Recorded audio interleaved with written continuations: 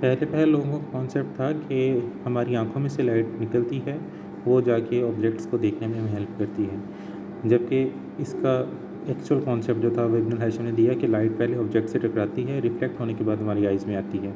और इस चीज़ को प्रूव उन्होंने इस तरह से किया कि अगर रोशनी हमारी आंखों से ही निकलती है और वो चीज़ों को देखने में हेल्प करती है, तो फिर अंधेरे कमरे में ऐसा क्यों नहीं होता, जबकि उसी अंधेरे कमरे में अगर बाहर की रोशनी को आने की इजाज़त दी जाए तो वहाँ से हमें ऑब्जेक्ट नज़र आना शुरू हो जाते हैं। सो ये थ्योरी ऑफ विजन जो था ये इब्न हैशम ने दिया था और इसको आज तक सही माना जाता है। इसके साथ साथ कुछ साइड बॉक्स हैं, उनको आप देख सकते हैं, जिसमें उन्होंने डिस्कस किया हुआ है कि ओल जो है वो बेसिकली दिन के टाइम नहीं देख सकता, जिसे उल्लू कहते हैं, और ये रात के वक्त शिकार करता है। रात को जागता भी इसीलिए है कि इसके पास टॉर्च सेल्स ज़रूरत से ज़्यादा होते हैं। ऐसे जितने भी जानवर हैं जो रात के वक्त शिकार करते हैं उनके पास टॉर्च सेल्स ज़्यादा होते हैं, जिसकी वजह से वो रात के वक्त शिकार करते हैं या रात के वक्त जागते हैं। नेक्स्ट हम बात करते हैं ईयर की। स्ट्रक्चर ऑफ ईयर में हम देखते हैं तो हमारे पास ईयर के बेसिकली 3 हिस्से आते हैं। फर्स्ट वन है outer ear, next one is middle ear और third one is inner ear. Outer ear को बात करते हैं तो बेटे जो हमें कान हम जिसको कहते हैं, ये जो एक्सटर्नल साख्त है इसको साइंटिफिकली कहा जाता है पिन्ना। पिन्ना जो है इसकी साख्त ऐसी होती है कि इसके ऊपर आपको एक्सप्रेशंस नज़र आ रहे होते हैं, बाल नज़र आ रहे होते हैं। ये सारा का सारा काम इसका होता है कि साउंड वेव्स जो आ रही हैं उनको कैच करके एक ही डायरेक्शन में मोल्ड कर दे, दैट इज़ ऑडिटरी कैनाल। यानी हमें जो कान का सुराख नज़र आता है उसे ऑडिटरी कैनाल कहा जाता है। ऑडिटरी कैनाल के अंदर मौजूद होते हैं ईयर, हेयर और उसके साथ साथ म्यूकस।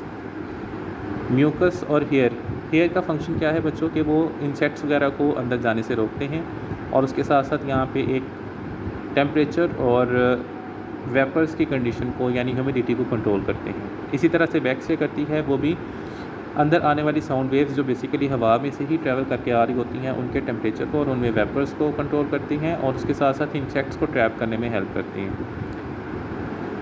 आउटर ईयर का सबसे एंड वाला पोर्शन है दैट इज़ ईयर ड्रम, जिसको टेम्पेनम भी कहा जाता है।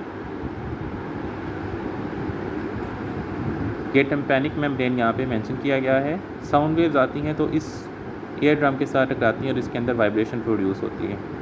यहाँ तक हमारा जो आउटर ईयर है वो कंप्लीट होता है, जिसमें 3 हिस्से थे। सबसे पहले हमने डिस्कस किया पिन्ना, उसके बाद ऑडिटरी कैनाल और लास्टली टेम्पेनम। नेक्स्ट हम बात करते हैं मिडल ईयर की। मिडल ईयर के अंदर मौजूद हैं सबसे इम्पॉर्टेंट 3 बोन्स, जिनको मिडल ईयर ऑसिकल्स भी कहा जाता है। यह है मेलिस, इंकस और स्टेप्स। स्टेप्स जो बच्चों जो है इसको कंसिडर किया जाता है ये ह्यूमन बॉडी की सबसे छोटी बोन है।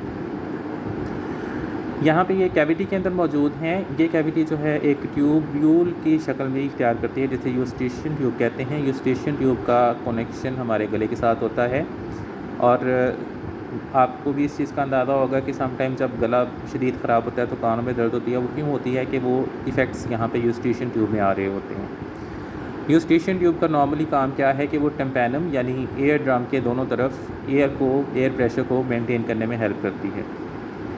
होता क्या है कि यहाँ पे जैसे ही वाइब्रेशंस प्रोड्यूस हो रही हैं तो वो वाइब्रेशंस आएंगी मेलिस के साथ।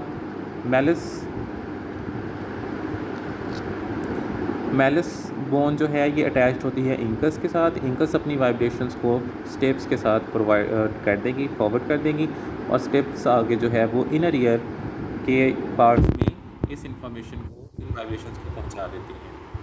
अब इनर ईयर में सबसे जो इम्पोर्टेंट पार्ट है that is cochlea and semi circular canals. ये 2 हिस्से हैं। कॉक्लिया और सेमी सर्कुलर कैनाल्स जो हैं इनके अंदर जेली लाइक फ्लूइड फिल्ड होता है। यहाँ पे 2 विंडोज़ होती हैं। एक है ओवल विंडो जिसके साथ यहाँ पे स्टेप्स इन टच होती है, जुड़ी होती है। एक राउंड विंडो है जिसका यहाँ पे पिक में नहीं दिखाया गया, आपकी बुक में मेंशन है। स्टेप्स से वाइब्रेशंस जब ओवल विंडो के ज़रिए से कॉक्लिया या सेमी सर्कुलर कैनाल्स तक पहुंचती हैं तो इनके अंदर मटेरियल के अंदर, जो इनके अंदर जेली लाइक मटेरियल है, उसके अंदर वाइब्रेशंस प्रोड्यूस होती हैं, और उन वाइब्रेशन से नर्व्स जनरेट होती हैं जो ऑडिटरी नर्व्स के ज़रिए से जाती हैं हमारी ब्रेन तक। ठीक है जी। अच्छा, जो राउंड विंडो यहाँ पे आपकी बुक में मेंशन है, इस पॉइंट पर उसका फंक्शन क्या है कि अगर बाज़ का ज़्यादा ज़ोर से यहाँ पे साउंड प्रोड्यूस होता है तो वो राउंड विंडो थोड़ा पतला फ्लैप होता है और वो वाइब्रेशंस पे आने वाले एक ज़ोरदार झटके को बर्दाश्त करने में उसको न्यूट्रलाइज़ करने में उस प्रेशर को हेल्प आउट कर रहा होता है। इस तरह से हमारे ईयर के 3 स्ट्रक्चर्स जो हैं या 3 पार्ट्स जो हैं वो डिस्कस होते हैं कि आउटर ईयर, इनर ईयर और मिडल ईयर। अब हम देखते हैं कि फंक्शनिंग कैसे होती है। साउंड वेव्स जो हैं वो ट्रैवल कर रही हैं और ऑडिटरी कैनाल के ज़रिए से पहुंच रही हैं टिम्पैनम तक। टिम्पैनम से ये साउंड वेव्स जो हैं ये जाती हैं middle ear ossicles. Middle ear ossicles जो हैं इनको आप देखें तो ये टिम्पैनम और यहाँ से ये वाइब्रेशंस आगे मूव कर रही हैं। यहाँ कॉक्लिया में आने के बाद ये वाइब्रेशंस क्या करती हैं, इसको हम एक और तस्वीर के ज़रिए देखते हैं कि ये साउंड वेव्स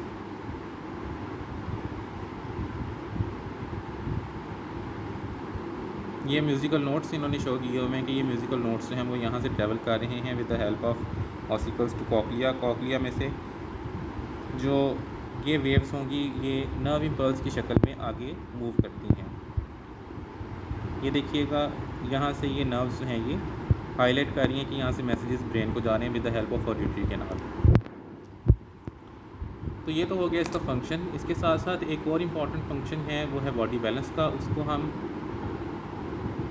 लास्ट पे डिस्कस करते हैं। पहले हम देखते हैं कि डेफलेस साउंडलेस वर्ड जो है या डेफनेस जो है वो क्या होती है। इसके कॉजेज़ को पहले हम डिस्कस कर लेते हैं। तो कॉजेज़ इसमें हैं कि अगर बहुत ज़्यादा ऊंची आवाज़ में एक्सपोजर हुआ किसी कान का तो वो कान जो है उसका हियरिंग लॉस हो सकता है, किसी बीमारी की वजह से भी हो सकता है, जेनेटिक डिसऑर्डर भी हो सकता है, by the time of age भी ये प्रॉब्लम हो सकता है।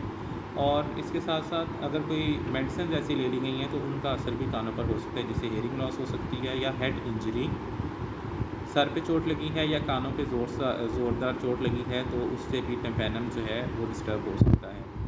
बेटे ओवरऑल ये हमारे जो 3 हिस्से हैं कान के उनमें से कोई ना कोई पार्ट ऐसा असेंशियल पार्ट है जो कि हियरिंग लॉस कॉज कर सकता है। बिलफर्ज अगर खुदा न खास्ता किसी के कान में कोई चीज़ लग गई, जैसे बाज़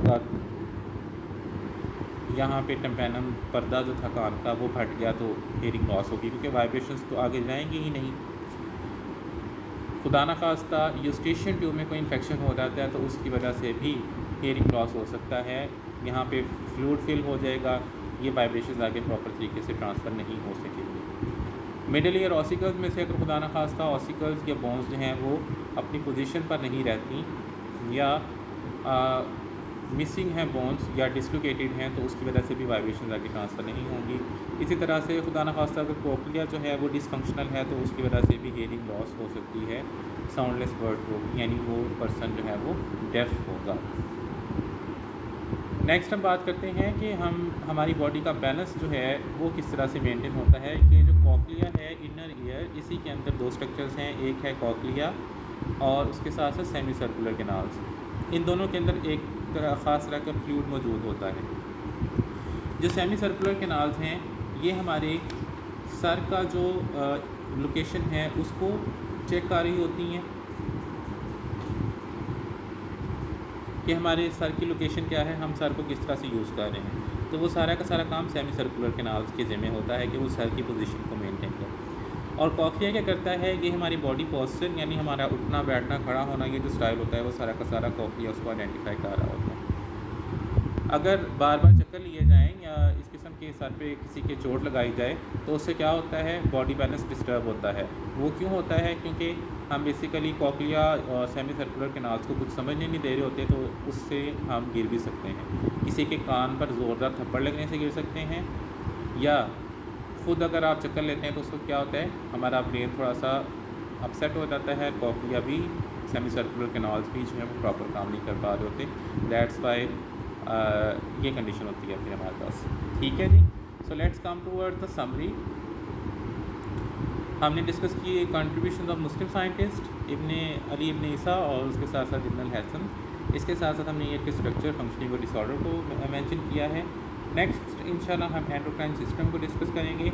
अच्छा बच्चों, इसमें आप लोगों ने ज़ाती तौर पर साइड बॉक्स जो है उनको रीड आउट करना है। एक साइड बॉक्स है उसमें बताया गया है कि अगर आप हथेली को अपने पिना के साथ रखें यानी हाथ की उंगलियों को इकट्ठा करके तो उससे आपके पिना का साइज़ जो है वो बढ़ जाता है और आपको सुनाई ज़्यादा देता है। ये एक्सपेरिमेंट सिंपल सा है, आप अपनी कन्वर्सेशन के दौरान भी कर सकते हैं कि अगर आप अपनी हथेली को अपने कान के पीछे लेके जाएं और पिन्ना के साथ उसको जोड़ें तो आपको साउंड ज़्यादा प्रोड्यूस होगा, ज़्यादा क्लियरली सुनाई देगा। इसी तरह से एक और साइड बॉक्स है जिसमें बताया गया है कि थंडर स्टॉर्म जो है और लाइटिंग जो है, ये दोनों इफ़ेक्ट्स हमें एक ही वक्त में हम इनका एक्सपीरियंस कर सकते हैं कि लाइट जब गरज बादल जब चमकता है उसमें से जो लाइटनिंग प्रोड्यूस होती है उसको हम पहले देख सकते हैं और साउंड जो है वो बाद में सुनाई देता है। इसकी वजह क्या है वो हमें ऑलरेडी पता है कि साउंड जो है वो स्लो मूव करता है एज़ पर लाइट जो है उसकी स्पीड बहुत ज़्यादा है, साउंड की स्पीड कम है मूव करने की। तो होता भी यही है कि जब ये लाइटनिंग डिस्चार्ज होती है तो वहाँ पे हवा के अंदर बहुत ज़्यादा एनर्जी एकदम से प्रोड्यूस होती है और वो एनर्जी जो है वो साउंड के साथ प्रोड्यूस होती है जो साउंड हमें बाद में सुनाई देती है। होपफुली आज का ये कॉन्सेप्ट आपको क्लियर हो गया होगा। इन केस आपको कहीं भी कुछ समझ नहीं आई तो प्लीज़ मेरे साथ डिस्कस करें, क्वेश्चन करें और इसको अच्छे तरीके से अंडरस्टैंड करें। Thank you so much. Stay blessed. अल्लाह हाफिज़।